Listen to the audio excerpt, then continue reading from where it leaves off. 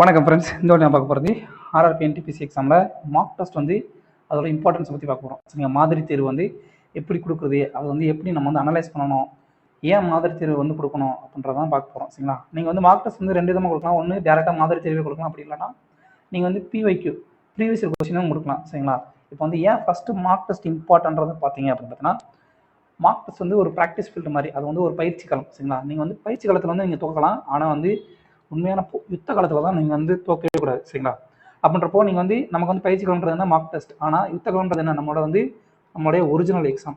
சரிங்களா, original exam தான் நமக்கு யுத்த கலம். அங்கே நம்ம தோக்கக்கூடாது, அதுதான் மேட்ரு. பட் மார்க் டெஸ்ட்டில் நம்ம தோற்றுக்கலாம். ஸோ நம்ம பயிற்சி பண்ணுறது தான் மார்க் டெஸ்ட்டோட நோக்கம். So sweat more on practice field, famous saying. Sweat more on practice ground rather then bleeding on battle ground. அதாவது பயிற்சி காலத்தில் நம்ம எவ்வளோ நாளும் வேர்வை சிந்தலாம், ஆனால் யுத்த காலத்தில் ரத்தம் தான் சிந்தக்கூடாது. சரிங்களா, அப்படின்றப்போ மார்க் டெஸ்ட்டோட இம்பார்ட்டன்ஸ் என்ன பார்த்தீங்கன்னா, it shows where you are at your preparation. உங்கள் ப்ரிப்பரேஷன் லெவலில் நீங்கள் எங்கே இருக்கீங்க, நீங்கள் இனிஷியல் ஸ்டேஜில் இருக்கீங்களா, இல்லை இன்டர்மீடியட்டில் இருக்கீங்களா, இல்லை டாப் லெவலில் இருக்கீங்களான்றதை தெரிஞ்சுக்கிறதுக்கு மார்க் டெஸ்ட் ரொம்பவே இம்பார்ட்டன்ட். அது உங்களுக்கு காட்டும். And what you need to cover to clear the exam. Suppose நீங்கள் ஸ்டார்டிங் ஸ்டேஜில் இருக்கீங்க அப்படின்னா, இல்லை நீங்கள் ஏதாவது டாபிக் கவர் பண்ணல அப்படின்னா, நீங்கள் என்னென்ன மாதிரியான டாபிக்லாம் கவர் பண்ணுறது டீட்டெயிலே உங்களுக்கு மார்க் டெஸ்ட் உங்களுக்கு காட்டும். It shows your real strength and weakness. உங்களோட ஒரிஜினல் ஸ்ட்ரென்த் என்ன, உங்களோட வீக்னஸ் என்னன்றதை கண்டுபிடிக்கிறதுக்கு மார்க் டெஸ்ட் கட்டாயம் உதவும். அது மட்டும் இல்லாமல் once you reduce your weakness you will be unbeatable. உங்கள் வீக்னஸ் எல்லாம் தெரியும் பொழுது, உங்கள் வீக்னஸ் சப்ஜெக்ட்லாம் நீங்கள் கிளியர் பண்ணி மறுபடியும் அதில் ஒர்க் அவுட் பண்ணி நீங்கள் மார்க் டெஸ்ட் நிறைய கொடுக்கும் போதில் நீங்கள் உங்களை யாராலையும் தோற்கடிக்க முடியாது. நீங்கள் கண்டிப்பாக வேலை வாங்க முடியும். எப்போ மார்க் டெஸ்ட் ஆக்சுவலாக ஸ்டார்ட் பண்ணணும்னா, you can start to give and mock test once you cover 40% of the syllabus. இது ஒன்ஸ் 40% சிலபஸ் நீங்கள் கவர் பண்ணிட்டீங்க. மேக்ஸ், இப்போ ரீசனிங், மேக்ஸ் உதாரணமாக மேக்ஸு, ரீசனிங் இதுலேயே நீங்கள் ஒரு 40% ஒரு 40% கிட்டத்தட்ட ஒரு இதில் ஒரு 8 டாபிக், இதில் ஒரு 8 டாபிக், இல்லை இதில் ஒரு 6 டாபிக், இதில் ஒரு 6 டாபிக் தெரிஞ்சிருந்தாலே நீங்கள் மார்க் டெஸ்ட் கொடுக்க ஆரம்பிக்கலாம். ஜிஎஸ் எல்லாம் நீங்கள் அவ்வளோவா கணக்கில் எடுத்துக்கலாம். ஏன்னா ஜிஎஸ் அது கடல் மாதிரி, நீங்கள் எவ்வளோ படித்தாலும் அது பத்தாது. நீங்கள் மார்க் டெஸ்ட்டில் நிறையா ப்ரீவியஸ் கொஸ்டின் போட போட போட போட உங்களுக்கு ஜிஎஸோட ஸ்ட்ரென்த் உங்களுக்கு இன்க்ரீஸ் ஆகும். சரிங்களா, மினிமம் இதில் ஒரு 6, மேக்ஸில் ஒரு 6 டாபிக், ரீசனிங் ஒரு 6 டாப்பிக்காவது நீங்கள் படிச்சிருந்தீங்கன்னா நீங்கள் மார்க் டெஸ்ட் போட தயாராக இருக்கலாம். சரிங்களா, அடுத்தது how to give mark test. Mock test எப்படி கொடுக்கணுன்ற சொல்கிறேன். இது ஒரிஜினலாக என்னுடைய எக்ஸாம் போய் கொடுத்தப்போ எனக்கு ஏற்பட்ட அனுபவங்கள்லேருந்து நான் சொல்கிறது. சரிங்களா, எப்படி எக்ஸாம் கொடுக்கணும் அப்படின்னா, எக்ஸாம் நீங்கள் ஃபஸ்ட்டு வீட்டில் மார்க் டெஸ்ட்டை ஒரு லேப்டாப்லேயோ இல்லை கம்ப்யூட்டர்லேயோ கொடுங்க. ஃபோனில் கொடுக்காதீங்க, தயவுசெய்து ஃபோனில் கொடுக்காதீங்க. ஏன் அப்படின்னா, ஃபோனில் எல்லாமே ஸ்லைடாக தான் இருக்கும். சரிங்களா, ஸ்லைடு. ஸோ ஸ்லைடை மூவ் ஆன் பண்ணிடலாம். ஆனால் நீங்கள் எக்ஸாம் ஹாலில் போனீங்கன்னு வச்சுக்கோங்க, உங்களோட மவுஸ் மட்டும்தான் வேலை செய்யும். சரிங்களா, உங்கள் கீபோர்டு முதற்கொண்டு எதுவுமே வேலை செய்யாது. இந்த க்ரஷர் மட்டும்தான் வேலை செய்யும். அப்பாரோ, டவுன் ஆரோ, சைடு ஆரோ அதெல்லாம் எதுவுமே வேலையே செய்யாது. சரிங்களா, அப்படின்றப்போ உங்களால் கொஷின் நீங்கள் போட முடியாது. ஸோ அதனால் ஸ்மார்ட் ஃபோனில் போடாதீங்க, தயவுசெய்து ஸ்மார்ட் ஃபோனில் போடாதீங்க. லேப்டாப்லேயோ அல்லது கம்ப்யூட்டர்லேயோ போடுங்க. அதுதான் ஒரிஜினலாக எக்ஸாம் எப்படி இருக்குன்றதை காட்டும். கண்டிப்பாக அந்த லேப்டாப்லேயோ கம்ப்யூட்டரில் மவுஸ் கண்டிப்பாக அட்டாச் பண்ணியிருக்கோம். மவுஸை யூஸ் பண்ணி நீங்கள் எக்ஸாம் கொடுங்க. சரிங்களா, ஏன்னா ஒரிஜினல் எக்ஸாமில் மவுஸ் மட்டும்தான் மோஸ்ட்லி ஆக்டிவேட்டாக இருக்கும். லேப்டாப்பில் கீபோர்டில் நிறைய கீஸ் ஒர்க்கே ஆகாது. சரிங்களா, because it gives you real exam appearance. லேப்டாப்லேயும் கம்ப்யூட்டரில் கொடுக்கும்போதுல மவுஸ் வச்சு கொடுக்கும்போதுல உங்களுக்கு ரியல் எக்ஸாம் மாதிரியா இருக்கும். எப்படி இருக்கும்னா, நீங்கள் இந்த மாதிரி தான் ஒரு டேபிளில் லேப்டாப்பையோ கம்ப்யூட்டரோ செட்டப் பண்ணி அதில் நீங்கள் டேபிள் பெஞ்சு போட்டு உட்காந்து நீங்கள் பண்ணுங்கள். தரையில் கீழே உட்காந்து பண்ணாதீங்க. ரெண்டாவது, இது ரொம்ப இம்பார்ட்டன்ட்ங்க. இது யாருமே மேக்ஸிமம் சொல்லிக் கொடுக்க மாட்டாங்க. பட் இது என்ன அப்படின்னா, உங்கள் பேனா இருக்கு இல்லையா, இது உங்களுடைய பேனான்னு வச்சுக்கோங்க. சரிங்களா, இது உங்களோட பேனான்னு வச்சுக்கோங்க. உங்கள் பேனாவோ பென்சிலோ ஒரு ரஃப் ஷீட்டில் நீங்கள் எழுதுங்களா, இதை மாதிரி பேனாவை பிடிச்சிக்கிட்டு நீங்கள் மவுஸை மூவ் பண்ணி நீங்கள் போடுங்க. ஏன்னா இதே மாதிரி தான் நீங்கள் ரியல் எக்ஸாம்லேயும் இதே மாதிரி சேம் டைப்பில் தான் நீங்கள் அந்த ரியல் எக்ஸாமில் போய் நீங்கள் கொடுப்பீங்க. ஏன்னா ஒவ்வொரு தடவையும் நீங்கள் ஒரு டேபிள் இருக்குது அப்படின்னா டேபிளில் மவுஸ் இருக்கும். சரிங்களா, இந்த மாதிரி மவுஸ் இருக்குன்னு வச்சுக்கோங்களேன். நீங்கள் இங்கே உங்கள் பேனா இங்கே உங்கள் பேனாவை வச்சுக்கிட்டு, சரிங்களா, ரெண்டாவது உங்கள் இது பேனா மாதிரி இல்லை. ஸோ பேனான்னு வச்சுக்கோங்க. இதை இமேஜின் பண்ணிக்கோங்க. இது உங்கள் பேனான்னு வச்சுக்கலாம். சரிங்களா, உங்கள் பேனா வச்சு பேப்பர் இங்கே இருக்கும். இங்கே உங்கள் பேப்பர் கையில் வச்சுருப்பீங்க, இந்த சைடு பக்கத்தில் வச்சுருப்பீங்க, இல்லை இங்கே உட்காந்துருப்பீங்க. மவுஸை பிடிச்சி ஒவ்வொரு தடையும் மவுஸை நகட்டிட்டு ரெண்டாவது பேனாவை தனியாக எடுத்து கையில் எழுதி அப்படிலாம் நீங்கள் பண்ணிட்டு இருந்தீங்க வச்சுக்கோங்க. டயம் ரொம்பவே வேஸ்ட் ஆகும். ஸோ டயத்தை வேஸ்ட் பண்ணக்கூடாது, டயத்தை மிச்சம் பண்ணணும்னு நினச்சிங்கன்னா இந்த மாதிரி வந்து பேனாவை பிடிச்சி நீங்கள் எழுத பேனாவே மவுஸையும் வந்து ஒரே டயத்தில் வந்து யூஸ் பண்ணுற மாதிரி நீங்கள் வந்து பழகிக்கோங்க. அப்படி பழகிட்டிங்கன்னா உங்களுக்கு வந்து அது ரொம்பவே யூஸ்ஃபுல்லாக இருக்கும் எக்ஸாம்களில். இப்போ சொல்கிறது வந்து உங்களுக்கு வந்து கஷ்டமாக தெரியும், பட் இங்கே நான் மறுபடியும் சொன்னேன், sweat on the battle field, don't bleed on the sweat on the practice field, don't bleed on the battle field. சரிங்களா? பயிற்சி காலத்தில் நீங்கள் எவ்வளோ நாள் வந்து பயிற்சி பண்ணிக்கலாம், ஆனால் யுத்த காலத்தில் வந்து ரத்தம் சிந்தக்கூடாது. சரிங்களா? ஒரிஜினல் எக்ஸாமில் இந்த மாதிரி தான் பேனா வச்சு நீங்கள் வந்து போடுறதுக்கு வசதியாக இப்பயும் வந்து யூஸ் பண்ணி பழகிக்கோங்க. சரிங்களா? ரெண்டாவது வந்து இந்த பேப்பரில் வந்து நீங்கள் எப்படி கொஸ்டின்ஸ்லாம் நீங்கள் எழுதணுன்றதை சொல்கிறேன். நல்லா நீங்கள் இப்போ வந்து இது ரெண்டையும் வந்து நான் ஒரு 2 பேப்பரில் எழுதியிருக்கேன். இது ரெண்டுமே நான் எழுதுனது தான். சரிங்களா? இப்போ வந்து இது ஃபஸ்ட் பேப்பரு, இது வந்து பாருங்கள், இது இப்படி ஒரு ஆர்கனைஸ்டாக இருக்குது. இந்த மாதிரி கொஸ்டின்ஸ் வந்து நீங்கள் வந்து எழுதி இப்போ 1ஆம் நம்பர் கொஸ்டின் தான் இந்த இருக்குது. 1ஆம் நம்பர் இது வந்து நான் வந்து ஏற்கனவே போட்டு வச்ச கொஸ்டினுடைய ஒரு இப்படி தான் நான் வந்து கொஸ்டின் எப்பயுமே போடுவேன். சரிங்களா? ஆர்பிஎஃப் கொஸ்டின், கான்ஸ்டபிள் கொஸ்டின் வந்து 3ஆம் தேதிக்குரிய ஷிஃப்ட் 1 கொஸ்டின் வந்து நான் போட்டிருக்கேன். ஃபஸ்ட் கொஸ்டின் மேக்ஸ் கொஸ்டின் போட்டுருக்கேன்னு வச்சுக்கோங்க. 1 கொஸ்டின், அந்த கொஸ்டின் முடிச்சதுக்கப்புறம் என்ன பண்ணுறேன், ஒரு பாக்ஸ் போடுறேன். பாக்ஸ் போட்டு 2ஆவது கொஸ்டின் ஆரம்பிக்கிறேன். 2ஆவது கொஸ்டின் போட்டு 2ஆவது கொஸ்டின் முடிச்சதுக்கப்புறம் ஒரு பாக்ஸ் போடுறேன். ஏன் இப்படிலாம் போட சொல்கிறேன் அப்படின்னா, சப்போஸ் நீங்கள் உதாரணமாக இந்த 10ஆவது கொஸ்டின் இருக்குது. இந்த 10ஆவது கொஸ்டினில் நீங்கள் பாதி தான் போட்டிருக்கீங்க. ஏதோ ஒரு கால்குலேஷன், பெரிய கால்குலேஷன் தான் இருக்குது. கால்குலேஷன்ஸ் இந்த மாதிரி இருந்துச்சுக்கோங்களேன், இந்த 5ஆவது கணக்கு பார்த்தீங்களா, இந்த மாதிரி ஒரு பெரிய கால்குலேஷன் இருக்குன்னு வச்சுக்கோங்களேன். இந்த கால்குலேஷன்லாம் உங்களுக்கு போகிறதுக்கு வந்து டைம் இல்லை. சரிங்களா? நீங்கள் வந்து அடுத்த கொஸ்டின் போடலாம்னு சொல்லி நினைக்கிறீங்க. ஸோ இதை வந்து மார்க் பண்ணிவிட்டு நீங்கள் போயிருங்க. அப்படின்னா இந்த இடத்துல மார்க் பண்ண கொஸ்டினை இந்த மாதிரி டபுள் கிராஸ் போட்டுக்கோங்க.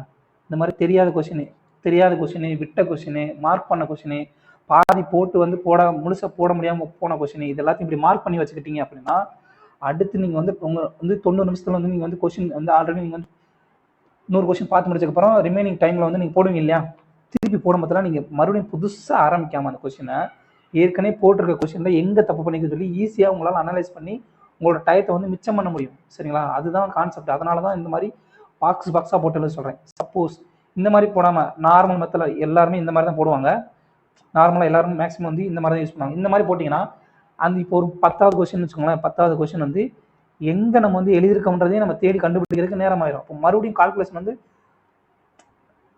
ஃபஸ்ட்டுலேருந்து ஸ்டார்ட் பண்ணணும். சரிங்களா? கால்குலேஷன் வந்து ஃபஸ்ட்லேருந்து ஸ்டார்ட் பண்ணணும். அப்படி ஸ்டார்ட் பண்ணிங்கன்னா இன்னும் டைம் வந்து அதிகமாக தான் போகும். சரிங்களா? டைம் வந்து அதிகமாக போகும். நீங்கள் நல்லா கவனிச்சுக்கோங்க. நீங்கள் வந்து எவ்வளோ படிச்சிருந்தாலும் சரி, கடைசியாக அந்த 90 நிமிஷத்தில் நீங்கள் எவ்வளோ எஃபெக்டிவாக இருக்கீங்களோ அதுதான் மேட்டர். சரிங்களா? அப்போது இந்த மாதிரி சின்ன சின்ன விஷயங்கள் வந்து இதெல்லாம் பார்க்குறதுக்கு ரொம்ப சிறுபிள்ளைத்தன மாதிரி தெரியும். ஆனால் இதெல்லாம் சின்ன சின்ன விஷயங்கள். பட் இது வந்து நீங்கள் இந்த மாதிரி போட்டு பாருங்கள். நீங்கள் வந்து கொஸ்டின் வந்து எவ்வளோ எஃபெக்டிவாக வந்து உங்களால் போட முடியும்னு மட்டும் செக் பண்ணி பாருங்கள். ஸோ இந்த மாதிரி பாக்ஸாக போட்டு வந்து நீங்கள் வந்து கொஸ்டின் எழுதுங்க. ஏன்னா அது வந்து உங்களுக்கு ரொம்பவே யூஸ்ஃபுல்லாக இருக்கும். சரிங்களா? சப்போஸ் நீங்கள் வந்து இப்போ 38ஆவது கொஸ்டின் வந்து நீங்கள் வந்து கொஸ்டினை மார்க் பண்ணி வச்சுக்கோங்க.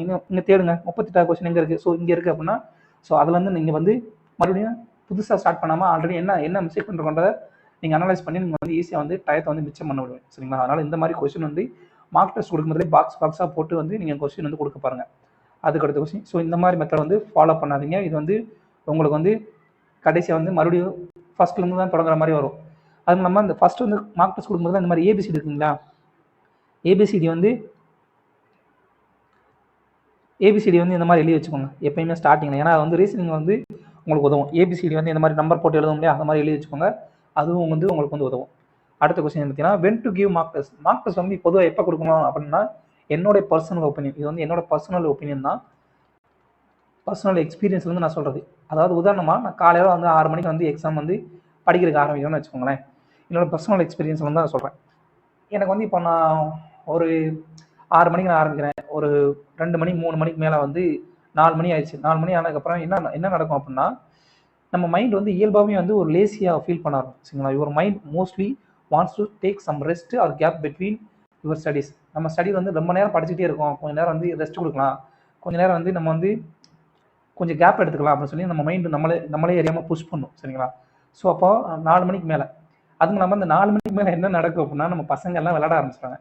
கிரிக்கெட்டு, கபடி, இந்த மாதிரி கேம்ஸ் எல்லாம் பசங்கள்லாம் விளையாட ஆரம்பிச்சிட்டாங்க. அவங்கள பார்த்தோன்னே நமக்கு வந்து சும்மா இருக்க தோணாது. அவங்களோட சரி கொஞ்சம் நேரம் விளையாடுவோம்டா.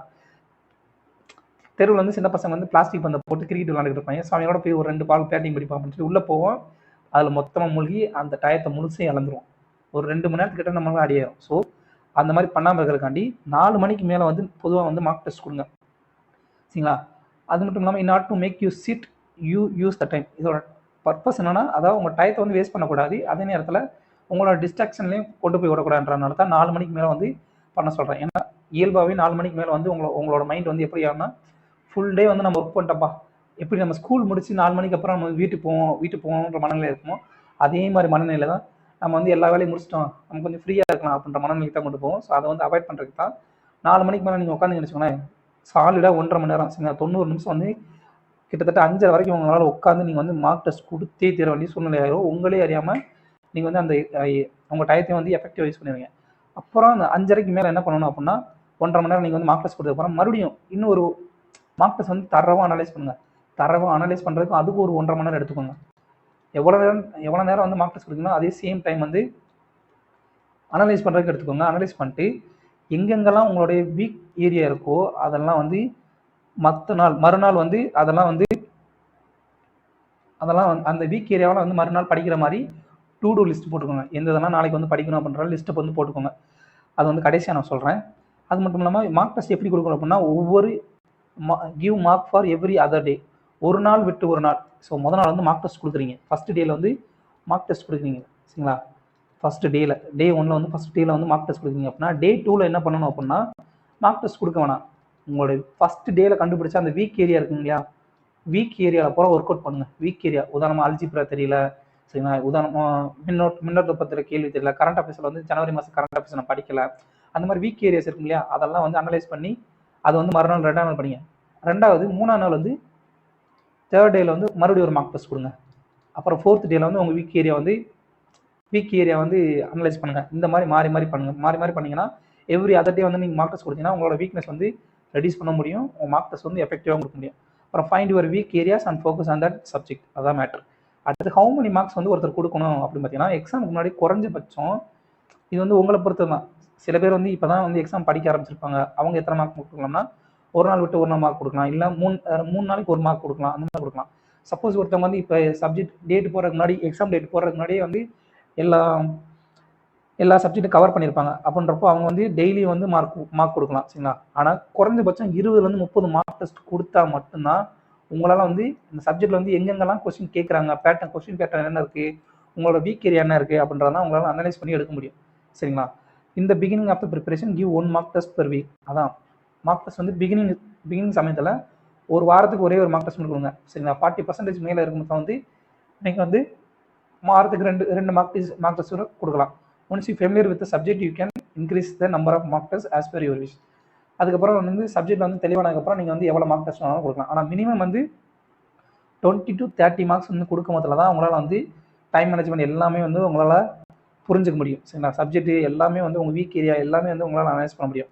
ஸோ அதுக்கப்புறம் always remember giving mark test is important, but analysing it is more important then all. அதாவது இங்கே என்னன்னா, குவாலிட்டி, சிம்பிளாக சொல்லணும்னா குவாலிட்டி ஓவர் குவான்டிட்டி, இதுதான் மேட்ருங்க. மார்க் டெஸ்ட் வந்து நீங்கள் எவ்வளோ மார்க் டெஸ்ட் கொடுக்குறீங்கிறது, அளவுக்கு அதிகமான மார்க் டெஸ்ட் 100 மார்க் டெஸ்ட் கொடுக்குற ஆள்லாம் இருக்காங்க, 60 மார்க் டெஸ்ட் மேலே கொடுக்குறவங்க இருக்காங்க, 80 மார்க் டெஸ்ட் கொடுக்குறவங்க இருக்காங்க. அவங்களுக்குலாம் என்ன சொல்லணும் அப்படின்னா, மார்க் டெஸ்ட் கொடுத்தீங்கன்னா அதை கரெக்டாக ப்ராப்பராக அனலைஸ் பண்ணுங்கள், உங்களோட வீக் ஏரியாவை அனலைஸ் பண்ணுங்கள், உங்கள் வீக் ஏரியாவை ஃபைன் பண்ணி அதில் வந்து ஒர்க் அவுட் பண்ணி உங்கள் வீக் ஏரியா வந்து ரெடியூஸ் பண்ணி உங்கள் ஸ்ட்ரென்த்தாக மாற்றுங்க. அதுதான் மார்க் டெஸ்ட்டோட importance. So quality over quantity, quality analysis தான் உங்களை வந்து எக்ஸாமில் கிளியர் பண்ண வைக்குமே ஒழிய நம்பர் ஆஃப் குவான்டிட்டிஸ்ன்றது இருக்குது. பட் நம்பர் ஆஃப் குவான்டிட்டிஸோட இனிஷியல் ஸ்டேஜில் இருக்கவங்களுக்கு குவாலிட்டி தான் முக்கியம், சரிங்களா. அடுத்து how to analyse mock test. Mock test வந்து எப்படி அனலைஸ் பண்ணலாம்னு சொல்லி பார்த்துடலாம். ஃபர்ஸ்ட் வந்து note down how many marks you get and check. First வந்து எவ்வளோ மார்க் எடுத்திருக்கீங்கன்னு சொல்லி பாருங்கள். இப்போ உதாரணத்துக்கு தான் ஃபஸ்ட்டு இனிஷியல் ஸ்டேஜில் வந்து உங்களால் எத்தனை கொஸ்டின் நீங்கள் அட்டன் பண்ணுங்கிறத சொல்கிறேன். 100க்கு 55லேருந்து 65 கொஸ்டின் தான் நீங்கள் வந்து ஃபஸ்ட்டு இனிஷியல் ஸ்டேஜில் வந்து அட்டன் பண்ணுவீங்க. அட்டம்ப்டே வந்து உங்களோட அட்டம்ப்ட் வந்து இவ்வளோ தான் இருக்கும் இனிஷியல் ஸ்டேஜில். நீங்கள் வேணால் புதுசாக இப்போ தான் மார்க் கொடுக்க ஆரம்பிச்சோன்னா அவங்களாம் வேணால் கமெண்டில் வேணால் போட்டு பாருங்கள். கமெண்டில் நீங்கள் எவ்வளோ மார்க் எடுத்தீங்க, எவ்வளோ அட்டம் பண்ணீங்க அப்படின்ற போடுங்க. உங்களுடைய மார்க் வந்து எவ்வளோ இருக்கும் தெரியுமா இனிஷியல் ஸ்டேஜ் எவ்வளோ இருக்குன்னு சொல்கிறேன். 35 to 45 மார்க் தான் உங்களோட மார்க் வந்து இருக்கும் இனிஷியல் ஸ்டேஜில். 40% படித்ததுக்கப்புறம் நீங்கள் கொடுத்தீங்கனாலும் 35 to 45 தான் வரும்.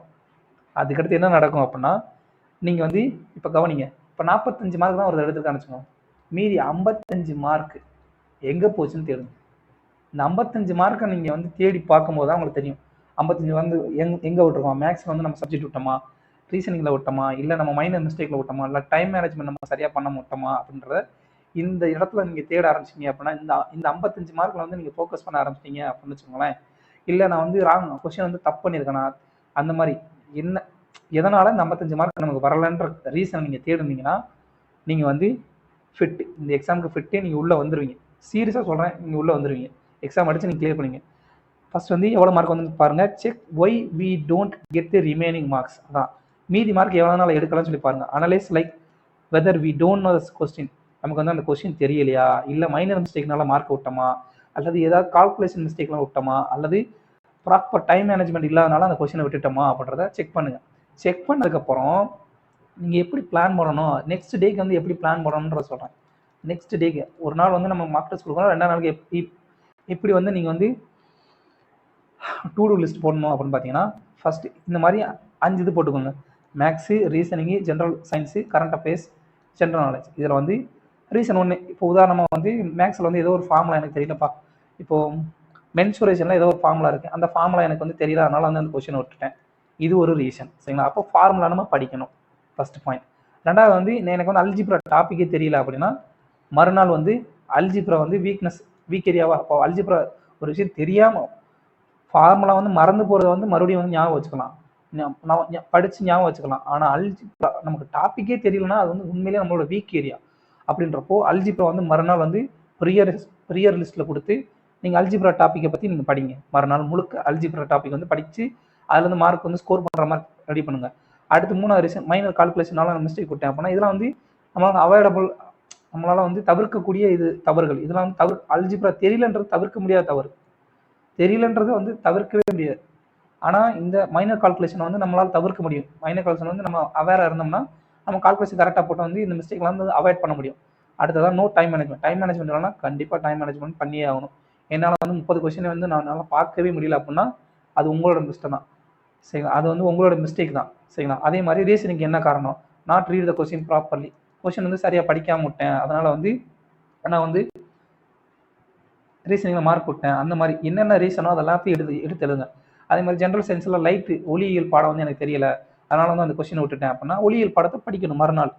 அனிமல் கிங்டம் வந்து அந்த கொஸ்டின் வந்து எனக்கு தெரியும், பட் நான் ரிவைஸ் பண்ணதுனால அந்த ஆன்சர் வந்து ஞாபகம் வரல அப்படின்னா அனிமல் கிங்டத்தை ரிவைஸ் பண்ணுங்கள். கரண்ட் அஃபேர்ஸ் வந்து எனக்கு தெரியல, இப்போ ஜனவரி மாதம் கரண்ட் அஃபேர்ஸ் வந்து எனக்கு தெரியல அப்படின்னா, ஜனவரி 2024 கரண்ட் அஃபேர்ஸ் எனக்கு தெரியல அப்படின்னா அதை படிங்க. ஜூலையில் வந்து படித்தேன் ஆனால் வந்து சரியாக ஞாபகம் இல்லை அப்படின்னா ஜூலை வந்து ரிவிஷன் பண்ணுங்கள். இந்த மாதிரி ஒவ்வொரு சப்ஜெக்ட்டும் தனித்தனியாக வந்து பாருங்கள். எங்கெல்லாம் வந்து டோன்ட் நோன்ற ஆப்ஷன் வருதோ அதுதான் உங்களுடைய எக்ஸாக்ட் வீக் ஏரியா. அங்கே தான் நீங்கள் வந்து ஒர்க் அவுட் நிறையா பண்ணணும். எங்கெல்லாம் உங்களுக்கு வந்து அந்த சப்ஜெக்டே எனக்கு தெரியலப்பா, அல்ஜிப்ரா தெரியல, லைட் தெரியல, அந்த எக்ஸாக்ட் இயர் தெரியல அப்படின்னா அதெல்லாம் உங்களுடைய வீக் ஏரியா. அதுதான் உங்களுடைய வீக் ஏரியா. அந்த ஏரியாவில் உட்காந்து வந்து ஒர்க் அவுட் பண்ணுங்கள். ஒர்க் அவுட் பண்ணிங்கன்னா உங்களால் மார்க் வந்து அடுத்த தடவை வந்து அல்ஜிப்ரா கொஸ்டின் இருந்துச்சுன்னா நீங்கள் தெரியுறீங்க, நீங்கள் வந்து அட்டன் பண்ணாமல் வெளியே வந்தாலும் அடுத்த தடவை அட்டன் பண்ண ட்ரை பண்ணுவீங்க. ஃபஸ்ட்டு டைமே வந்து உங்களால் வந்து எல்லாத்தையும் கற்றுக்க முடியும்னு சொல்லலை. மறுநாள் வந்து அல்ஜிப்ரா படிக்கிறனாலே நீங்கள் எல்லாத்தையும் அல்ஜிப்ரா ஞாபகம் வச்சுக்கணும்னு சொல்லலை.